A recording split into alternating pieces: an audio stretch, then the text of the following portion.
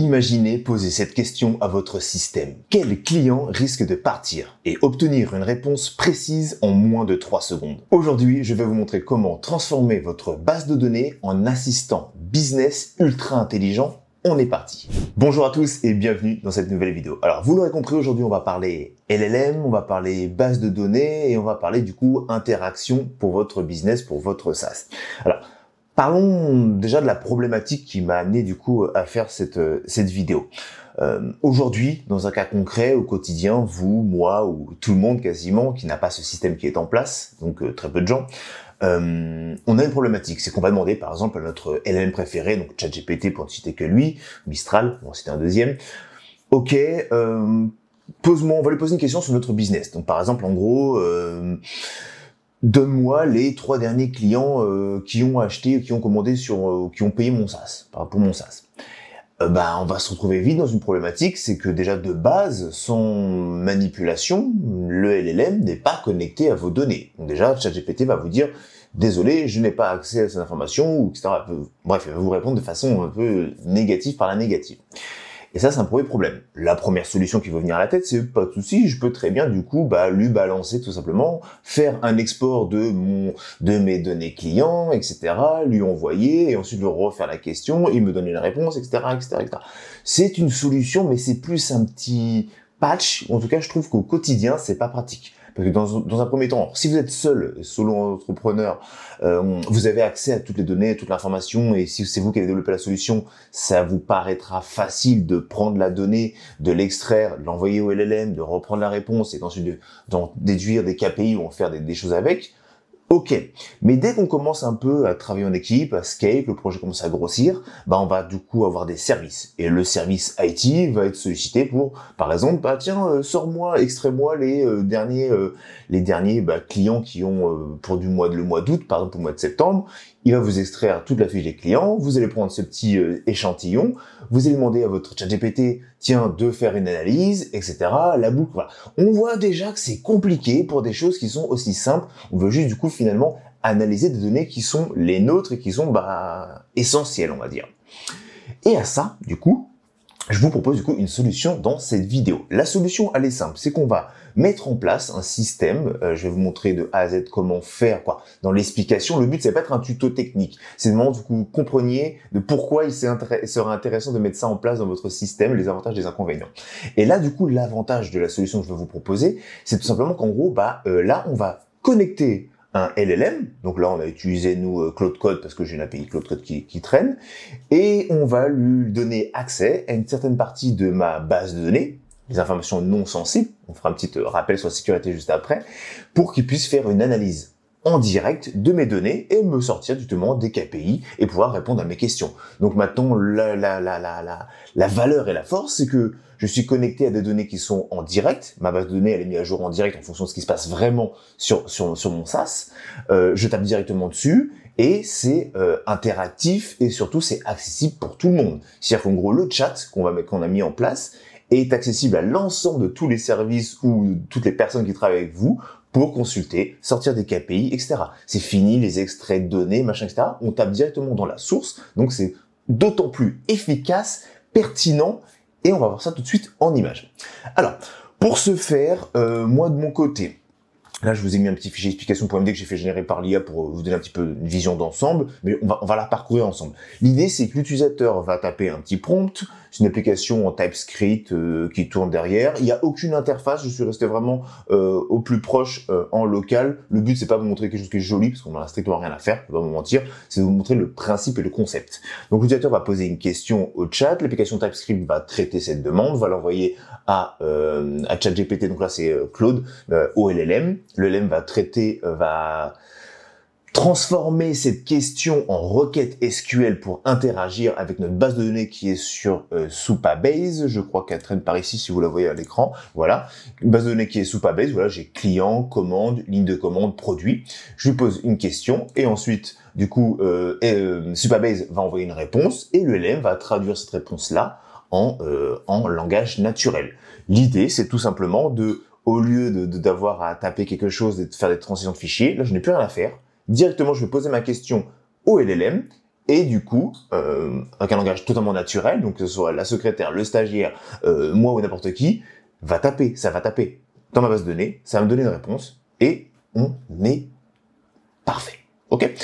Une image vaut 1000 mots. Je vous montre juste la construction de la base de données pour vous donner un peu plus de contexte si ça vous intéresse, pour voir pourquoi je ne me pose pas certaines questions plutôt que d'autres. Alors j'ai une base de données du coup qui contient du coup une table client, une table commande. Ce sont des fausses données bien entendu, n'essayez pas de chercher des choses intéressantes.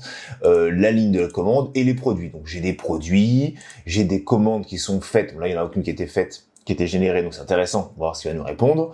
D'ailleurs c'est même pas commande, c'est... Je vais essayer d'agrandir ça. Pourquoi il veut pas m'agrandir? Ah si c'est... hop. Ligne commande. Donc j'ai des commandes qui ont des statuts, j'ai des produits qui sont liés du coup aux commandes et j'ai forcément du coup des clients. Ok, pour ça on est bon. Donc on voit que j'ai certains clients, les données au niveau des clients, j'ai la ville, leur numéro de téléphone, les emails, machin, etc. Ce sont des fausses données, je le rappelle encore une fois. Donc pas de panique, et rien de sensible n'a été leak. Ce ne sont que des fausses data, ce sont des fake data. Alors, on va faire un exemple tout bête. Moi, pour ce script-là, pour vous montrer un petit peu, on a une commande du coup qui est dans le package.json. Je vous partagerai si ça intéresse, mais il n'y a pas d'intérêt du projet, mais bon. Je vais lancer tout simplement un npm, moi de mon côté, hop, ici, je vais agrandir ça comme ça. Et l'idée, c'est que du coup, la puissance, c'est que maintenant, on lui demander à ChatGPT faire tout ce qu'on a vu dès le début qui est chiant. Là, je vais du coup lancer du coup un npm run, on va dire interactive, je crois que je l'ai appelé. Et là, directement, je vais lancer du coup le script. Le script va faire quoi? Il va me dire, ok, pas de souci, il va déclencher le LLM. Et maintenant, ma question que je vais poser, donc voilà, il donne un exemple, de l'interactif, quels sont les meilleurs clients ou quel est mon stock actuel. Donc par exemple, on voit qu'on a vu que dans ma base de données, je sais pas, on va dire, poser une question toute bête, quel client habite à Lyon?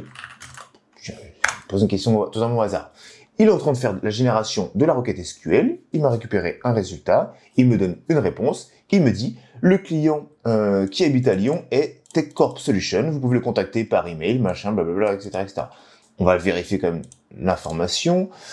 Qui c'est qui habite à Lyon? Effectivement, c'est bien TechCorp Solution avec la ligne, il m'a récupéré tout comment, voilà. Voilà comment, en une fraction de seconde, j'ai des données qui sont 100% fiables car elles viennent de ma base de données. Alors, faut-il encore que vos bases de données soient à jour et maintenues, bien entendu. Mais vous avez vu un petit peu, vous pouvez imaginer du coup la puissance de ce genre d'outils connectés à votre infrastructure. Alors, on va faire un deuxième exemple, par exemple, un peu plus complexe. On va essayer de le pousser un petit peu. Je ne sais pas, moi, quel client... Alors, j'ai des produits. Alors, donne-moi le produit qui a le stock le plus bas. On va faire comme si on était un humain, les services, en gros, marchandises, et je veux connaître le stock le plus bas du produit pour voir le recommander. Qui est le stock le plus bas, sachant, on va dire qu'à partir de 300, c'est un stock bas. Ok? Alors, je vais juste vérifier, parce que j'ai dit ça, mais je sais même pas combien. Donc, en gros, là, il est censé me retourner, du coup, tous les produits, parce que j'ai un stock, j'ai mis 300, c'est un stock bas. Qu'est-ce qu'il va me dire? Le produit qui a le stock le plus bas, parce que effectivement, c'est ça la question. Donne-moi le produit qui a le stock le plus bas. Le produit qui a le stock le plus bas est formation avancée. Il ne reste que 20 unités en stock. Son prix est de, bon là, il me donne des informations en plus, je vais rien demander. Il est recommandé de reconstituer le stock de ce produit rapidement pour éviter les ruptures de stock. Il donne même des petits conseils. Est-ce que c'est pas merveilleux tout ça?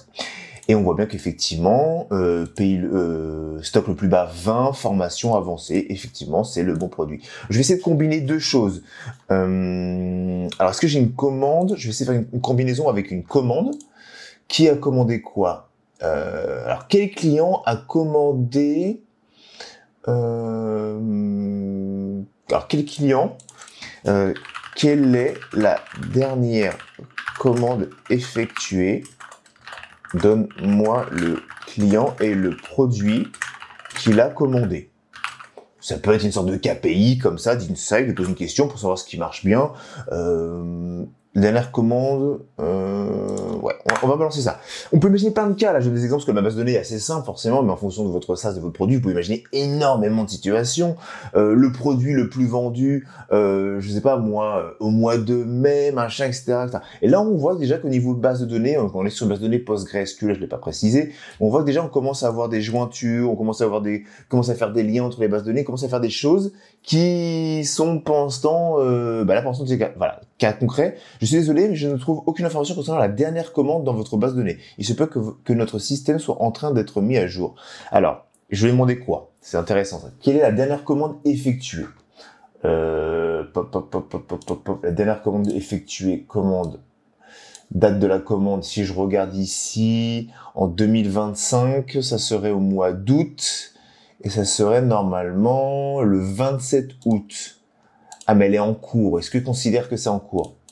Ok, on va faire un truc plus simple. Donne-moi les... Liste-moi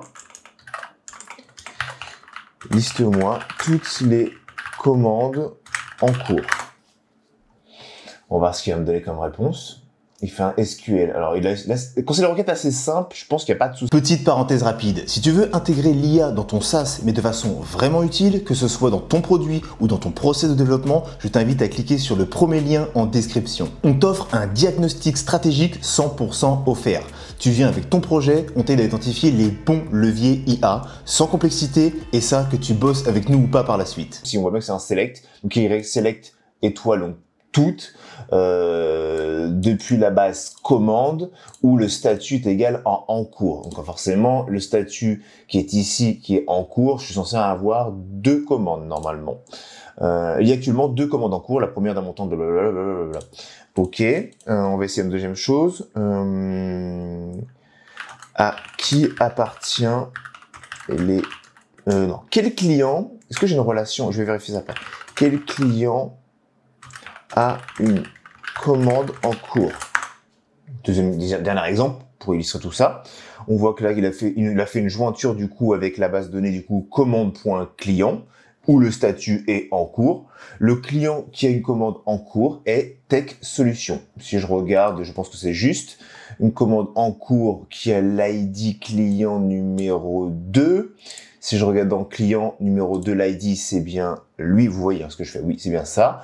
Donc Tech2, on voit bien qu'il a l'ID numéro 2. Dans la commande, il est présent ici, l'ID numéro 2, et il est censé en sortir un deuxième. Je pensais aussi avoir le 6, mais vu que j'ai stipulé qu'il est le client, je pense qu'il a pris le dernier. Bref, vous avez compris un petit peu l'idée et la puissance de ce système-là. Il faut imaginer sur un projet un peu plus poussé, une base de données un peu plus complexe, mais c'est ultra essentiel selon moi d'avoir ce genre d'outils pour pouvoir vraiment être efficace, et on peut imaginer plein de cas d'utilisation, surtout en interne. Je parle pas forcément pour la version front-end pour le client au niveau du chatbot, parce qu'au niveau du chatbot, un RAG pourrait suffire, où là vous donnez toute votre documentation, vous pouvez très bien aussi connecter dans le RAG effectivement votre base de données, avec en gros tout simplement pour donner l'accès au chatbot à une certaine partie de vos données, par exemple sur les prix, etc. Si dans votre base de données vous avez une table price, autant taper directement dans la base de données avec une table de prix, que l'LLM fasse un RAG là-dessus plutôt que ce soit sur un document, parce que moi le document faut le mettre à jour. Si vos prix changent, varient, la TVA, le pays, machin, etc., et qu'il y a des calculs à faire complexes, tout est géré en base de données parce que vous le facturez déjà, autant l'utiliser. Alors attention, par contre, cependant, il y a une différence quand même entre du coup cette version-là qui n'est pas forcément pour le client final, parce qu'au niveau des données, je vais mettre quand même un point d'alerte sur la sécurisation. Là, les données qu'on utilise, cet exemple-là, il est intéressant parce que du coup, je vais vous remettre du coup, tac, je vais juste mettre ça à l'écran pendant que je parle. Hop. On voit qu'ici, c'est bien pour une utilisation en interne, pour une équipe, pour des KPI, pour savoir, vraiment pour nous enrichir nous, mais qu'au moins on puisse utiliser l'IA pour taper sur les données qui sont réalistes. C'est ça la puissance, on s'arrête là. Mais du coup, vu que c'est nous qui l'utilisons à des fins du coup non néfastes, vu qu'on va pas saboter nous-mêmes notre projet, on a une notion de sécurité qui est un peu plus souple. Je veux dire, aujourd'hui, que j'envoie un copier-coller au LLM de mes prix ou qui tape sur une base price, ça n'a pas de problème. Par contre, attention, au niveau des données, quand même, un point d'alerte sur les adresses email, les noms, les prénoms, tout ça, il faut quand même essayer on va dire, de sécuriser et de limiter les accès. C'est pour ça que dans cet exemple-là, il n'est pas fait parce que c'est un exemple tout bête pour vous démontrer la puissance et l'utilité, mais dans la réalité, je ne veux pas partager le nom, le prénom et l'adresse mail du client et des utilisateurs. Peu importe ce que vous en faites, si c'est pas un modèle qui est cloisonné en interne, je ne préfère toujours ne jamais, sauf si vous avez un modèle ou la certitude que le modèle n'alimente pas de données, mais bon, on va prendre une deuxième sécurité, c'est que tant que le modèle n'est pas cloisonné à vous, vous avez un modèle qui est propre à vous en interne, ne communiquez pas, s'il vous plaît, les données de vos clients. Ce sont des données qui sont dites sensibles, on ne joue pas avec ça. Un adresse mail, c'est une information sensible. Un nom, un prénom, vous allez me dire oui, mais je peux trouver sur LinkedIn, machin, etc. Ok, pourquoi pas. Mais c'est l'association de tout ça qui fait que l'information devient utilisable à des fins néfastes. Donc, on crypte. On voit bien typiquement dans mon base de données, j'ai des ID. On peut très bien être malin et on va utiliser les champs ID de la base de données pour identifier monsieur le Dupont Industrie. Moi, le lien entre l'ID et le nom, je peux le faire en regardant manuellement. J'ai pas besoin que ce soit marqué clairement Dupont machin. Dans ma réponse, c'est quel est le client qui a utilisé ça, machin, etc. Il va me sortir l'ID. Il va me donner, il aura pas accès à la table de nom. Il va me donner l'ID, tout simplement. Et je peux vous montrer, d'ailleurs, ce qui est intéressant, c'est au niveau de ça c'est le setup de la base de données, donc c'est des fausses informations qui ont été générées. Mais au niveau du LLM service, donc au niveau du prompt qui a été fait pour le LLM, donc il y a un service LLM qui a été généré. Ici, je vais déjà quand même stipuler mon schéma de base de données. Donc ça, c'est quelque chose qui peut être extrait. Vous avez un projet aujourd'hui, vous demandez à l'IA, un LLM, de extraire le schéma de la base de données. Donc si vous êtes sur Supabase, il va faire l'extrait du schéma. Si vous êtes sur Prisma, vous avez déjà le schéma qui est généré et vous lui indiquez le schéma. Comme ça, lui, il sait quel lien faire, quel lien pas faire, etc. Et ici, on voit bien typiquement que j'ai client ID, nom, email. J'aurais pu très bien enlever ici le nom. J'aurais pu très bien ici enlever l'email. Et voilà, j'enlève tout ce qui est sensible ici, et lui, il va travailler du coup avec l'ID, avec la ville, et ça suffit largement pour faire des liens entre les différentes données. Nous, ce qu'on veut, c'est savoir quel produit marche le mieux. Donc, pour ça, je vais utiliser la base de données commande pour savoir quel produit c'est le plus vendu sur le mois de machin, et si j'ai besoin de savoir combien de commandes ont été faites, effectivement, c'est un client qui a commandé, mais au moment où je fais la requête, le LLM n'a pas besoin de savoir spécifiquement que c'est monsieur Dupont Technologies qui a acheté ce service-là, que c'est Toto qui a acheté ça. On s'en fout, c'est pas intéressant pour les insights. L'insight directement de données de quel client qui est actif, etc., etc., on peut le consulter à la main. Vous voyez, il faut être intelligent quand on utilise les données pour pas s'auto-saboter et faire des fuites. La parenthèse est fermée, tout ça pour dire qu'en gros, c'est une utilisation en interne. On peut avoir un peu plus de souplesse parce qu'on sait que c'est nous qui allons faire les demandes au LLM. Donc en gros, on sait ce qui va être fait sur la base de données. Sachant qu'attention, la première précaution qui a été faite, c'est que, vous le voyez ici, mais les requêtes SQL génèrent uniquement des requêtes SQL qui sont des selects. On oublie le drop, on oublie le delete, etc. Il n'a le droit de strictement rien faire. C'est une sécurité, etc. Mais vu que c'est nous qui allons utiliser cet outil-là, en interne, pas de souci. On a la main, à moins que vous ayez un employé qui va vous saboter, on n'a pas beaucoup de risques. Dans tous les cas, on a mis des mesures de sécurité. Mais par contre, ce genre de modèle-là, ce n'est pas utilisé, du coup, je le rappelle, dans un chat ou dans un chatbot pour que la base de données ne doit pas être identique. On doit filtrer les données sur lesquelles l'utilisateur final, donc un client qui utilise un chatbot, dans aucun monde, il n'est censé avoir accès, le LLM qui utilise le chatbot, dans aucun monde n'a accès à une donnée, que ce soit bien en RAI ou dans un fichier doc ou un PDF, que dans une base de données vectorisée, aucun monde, il n'a accès au nom, au prénom et à l'adresse mail des autres clients. Ça, c'est une erreur à ne surtout pas faire. Ça, c'est uniquement viable, je le répète, dans votre cadre et dans une utilisation en interne pour vos services à vous. Dans tous les cas, vous consultiez un CRM, HubSpot ou que peu importe ce que vous utilisez, il y a des outils, la donnée elle est enregistrée. Mais, encore une fois, je le rappelle, dernière piqûre de rappel, on évite de donner des informations, de taper des informations sensibles au LLM aujourd'hui, tant que vous n'êtes pas cloisonné, tant que vous n'avez pas quelque chose de propriétaire. Voilà. Je pense qu'on a fait un petit peu le tour de cette solution et de cette puissance. Si on devait résumer les 3 points forts quand même de ce type de solution pour que vous puissiez l'imaginer dans votre business quand même, parce que c'est un peu l'objectif, c'est qu'on a la transformation de données qui est instantanée. Aujourd'hui, n'importe qui dans le service, vous avez ce chat-là, bien sûr vous le mettez en forme avec un chatbot ou un outil en interne, peu importe. Quelqu'un tape une information, pose une question, c'est directement connecté à vos données. Aucune compétence technique nécessaire. C'est-à-dire qu'en gros, pour récolter la donnée et pour avoir la réponse à ma question, Jean-Michel de la comptabilité, s'il veut connaître les dernières factures, les derniers montants, le total, etc., il peut demander au LLM. Il n'a pas besoin de moi que j'aille lui extraire ou je lui envoie la facture ou je lui extrais un fichier CSV qui va manipuler. Vous voyez, on a encore plein de trucs comme ça, c'est un peu complexe. Quoique, on pourrait extraire depuis la base de données SQL et générer un CSV.